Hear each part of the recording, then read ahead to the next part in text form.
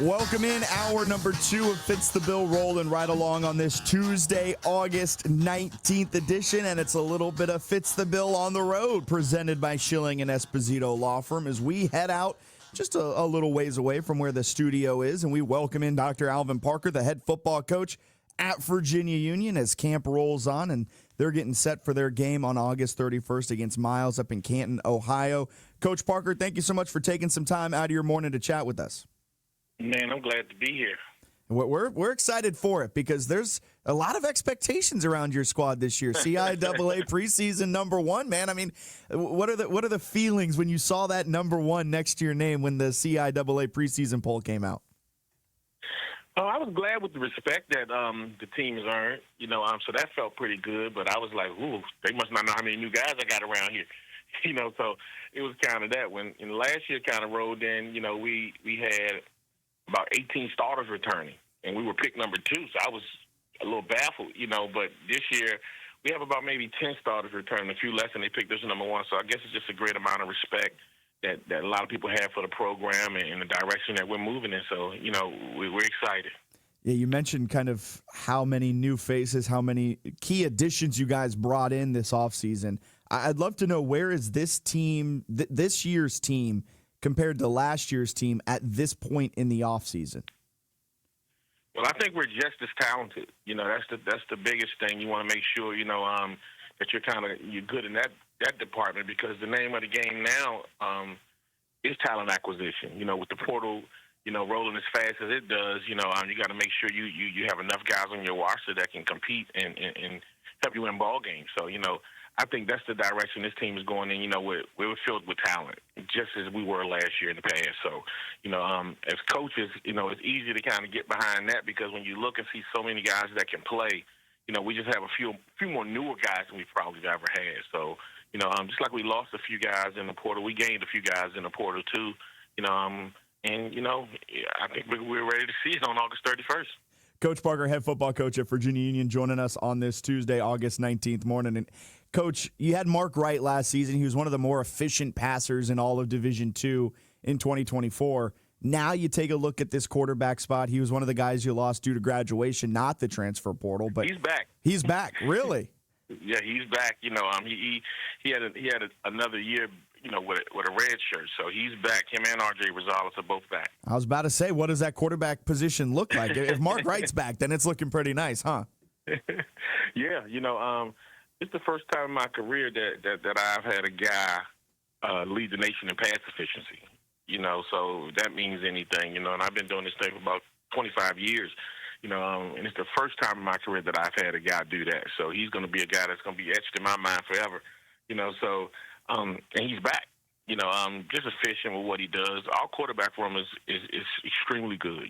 We have R.J. Rosales, who started the year for us last year. Mark came in a role when R.J. got hurt after week 2, and he rolled us all the way through the playoffs. And in the fourth quarter of the playoff game, he went down, and R.J. came right back in and won the playoff game for us. So it was, it was a good thing we had both of those guys, because most people don't have 2 good quarterbacks. Right now, I think we have 2 starters, that compete at a high level, that, can move this team in the right direction, and the guys follow behind both of them. And then we have a couple more younger guys behind those guys that are just waiting their turn. So, I feel real good about the quarterback room. Yeah, so you kind of touched on it there, but what does that do for the team as a whole when you've got 2 starting caliber quarterbacks going at it? They're competing with each other week in, week out during these practices. What does it do for the rest of the team to kind of push them? It strengthens the rest of the team, because they see these guys, and both of them are mature. A lot of times when you have a quarterback battle, it kind of, lends to maybe egos jumping in the way and some other things kind of going like that, and the team kind of picking a side maybe. But the team is behind both of these guys, and it makes everybody else work hard, because I think you see the level of these 2 guys and how they compete. At all the other positions, you can kind of switch in and switch out. Until last year, I wasn't a fan of switching in and switching out at quarterback. So I got to find a way for both of these guys to play, because they both give us an excellent chance to win. So I take it now, after experiencing last season, you don't live by the old adage, if you have 2 quarterbacks, if you have none. Yeah, I definitely don't live by that. I've seen some teams kind of, kind of go in a little bit of shambles simply because, they stopped so much in the starter that the backup never got a chance to get ready, So, you know, again, I learned that in my career along the way, So, and last year really, really showed me that you got to have maybe not one, maybe not two, maybe three guys ready to kind of go because, it's a long season, and if we want to play as long as we did last year, we got to be in position to make sure we got a bunch of guys that can get it done. Coach Parker, head football coach at Virginia Union, joining us on this Tuesday morning. And you just mentioned how far you guys made it last year. Is that something you guys are continuing to talk about, last year's run, or have you kind of turned the page now and you focus solely on 2025? It's hard not to mention all the things that happened last year in 2024 because, we made some history. I've been here as a player, and we accomplished some things that no other team, was able to accomplish. Not just only winning one playoff game, but winning two. We had maybe 11 tries or so in the past, where teams have made it to the national, playoffs and just couldn't get a game won. So it's hard not to think about it, but I think now, this team wants to create their own identity. That team was good in 2024. And they did some things, that, again, people are going to remember forever. But this team wants to make their own mark. I kind of see that. Although we have a lot of guys returning from that team, we got a lot of new guys, too. And, and they really, really ready to take it a little further if they can. A couple of those new guys you have is Tensley and Tart, a Shaw transfer, a running back, a Lincoln transfer, a wide receiver.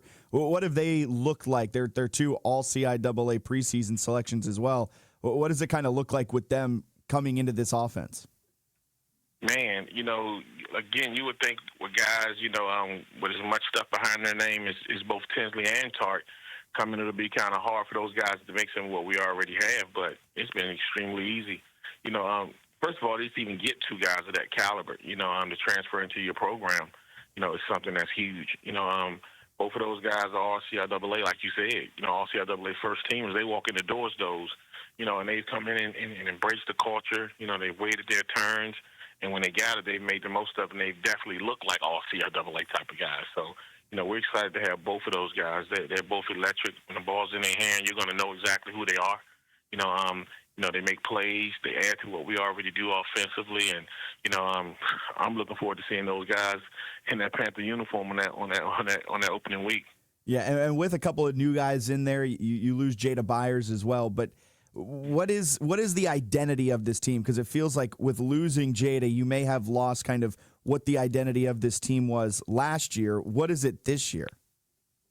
I think it's going to kind of be the same. I think, a lot of times they take on, an identity of just toughness, because that's what we're going to be. We're going to be a tough football team. I think, that's one of the attitudes I want to make sure people say after they play us or when they look at us on film or when they see us play.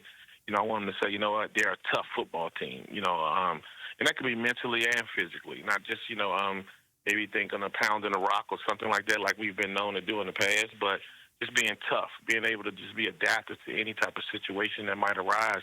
I think that's what this team want to be, So when you look at it, and I watch these guys, we made it through camp. We broke camp the other day, and I looked at it, and I was able to say that. I was able to say, you know what, we're going to have a tough football team, So I feel good about that. And again, the schedule, it's not easy. It's going to be a little grueling a little bit, but we're up for the challenge, and you got to have a tough football team to do that. Yeah, Coach, I mean, that toughness will be tested early on. I think through the first 6 games, just one home game. How are you approaching that stretch to open up the season?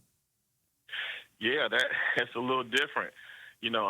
Of the 10 regular season games, only 4 at home. So, we were invited to Canton, on the play on the NFL Network simply because we were champions last year. So being able to get an opportunity like that, you want to make sure that, hey, man, that's super.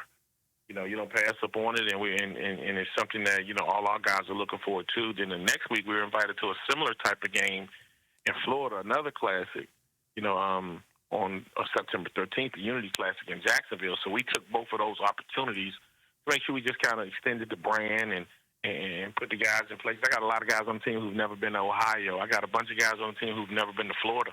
And I get a chance to do that for those guys, to take those guys around the world and let football kind of be one of those things to get you a chance to see the world. So we're excited about that. And if I got to sacrifice 2 home games, to kind of get those guys those type of opportunities, I'll do it every year. So we're looking forward to it. Coach Parker, head football coach at Virginia Union, joining us on this Tuesday morning.